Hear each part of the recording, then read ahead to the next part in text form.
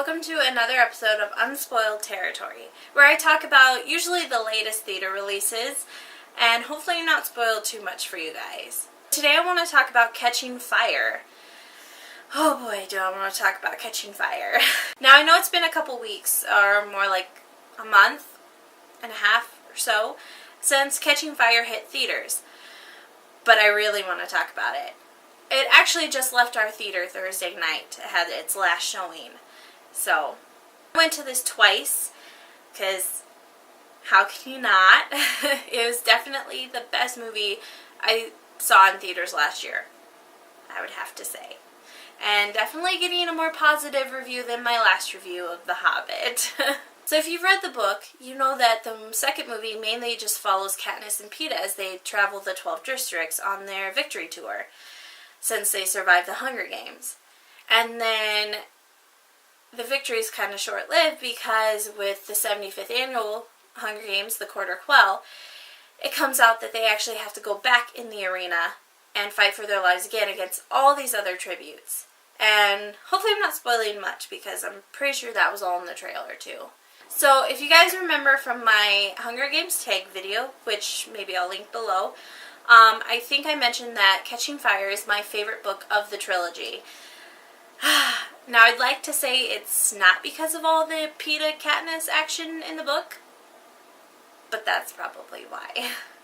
And the second half of the book is really cool. So the first thing I want to touch up on is Gale. Now if you guys remember from the same video, I think I mentioned how much I hate Gale. I cannot stand his character. He's just that pushy, cocky jerk that won't let things go. And I cannot stand guys like that. And he was just very annoying to read and just a complication that didn't need to be there. And then they cast Liam Hemsworth as Gale, which seemed perfect because I can't stand Liam Hemsworth either. He's just the wrong Hemsworth. So I think they did it really well in the movie. They had only the bare minimum of Gale that you had to have to progress the story the way it's going to progress, especially in the last two movies. So that was really nice that they didn't focus on Gale too much and just let him be kind of what he had to be and not what maybe a lot of fangirls probably wanted him to be. Like the first movie, they stepped outside Katniss quite a bit because the books are written strictly from Katniss's point of view. But, thankfully, like in the first movie, they stepped outside to show you more President Snow, what was going on in the districts, and they did that again in this movie, and that's really nice of them to do that. In the book it makes sense, but in a cinematic kind of view, it doesn't make sense to have only one point of view shown because you have to see the rest of the story and how these characters are progressing in the plot line for a lot of things in 3 and now 4 to make sense.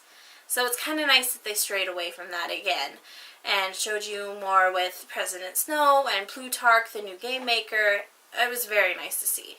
So another thing I was really worried about when they first started casting Catching Fire, which every nerd girl goes through this, when they start casting people for roles, you get a little worried. And that was me with Sam Claflin when they cast him for Finnick Odair. Something about him just didn't seem quite right. But I was completely wrong. Sam Claflin as Finnick Odair is perfect. I think as close to perfect as they could get.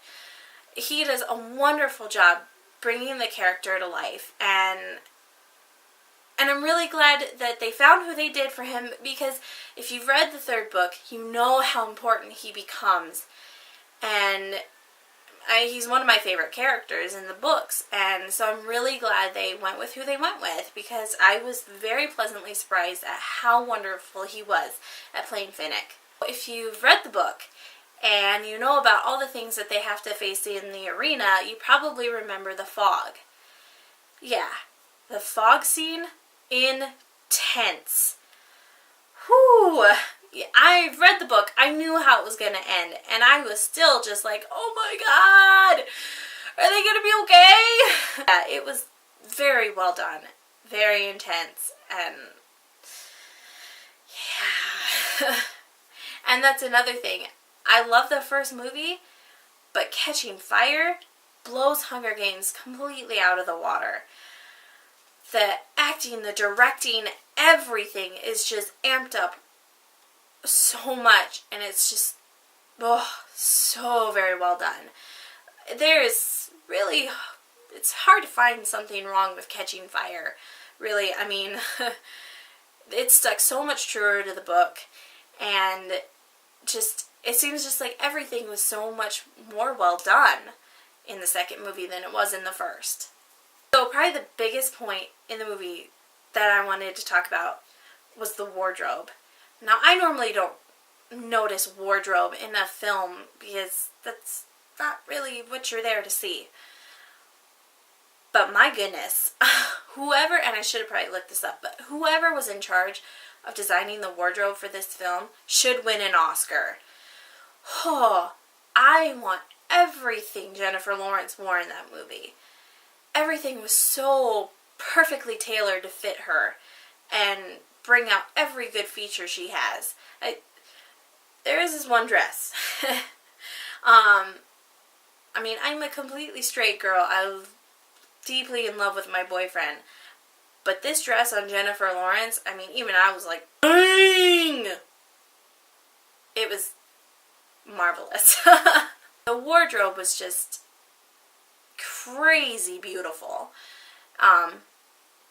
So that was just really weird for me to notice that much of a wardrobe. But yeah, everything in there was just very well put together. The ending. Now, if you've read the books, you realize how big the ending of Catching Fire is and how important it was going to have to be.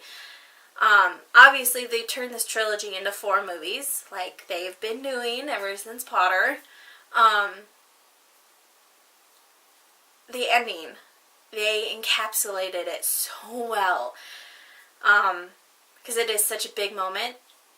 And when you read it, you're just like, okay, book 3, I have to have it now.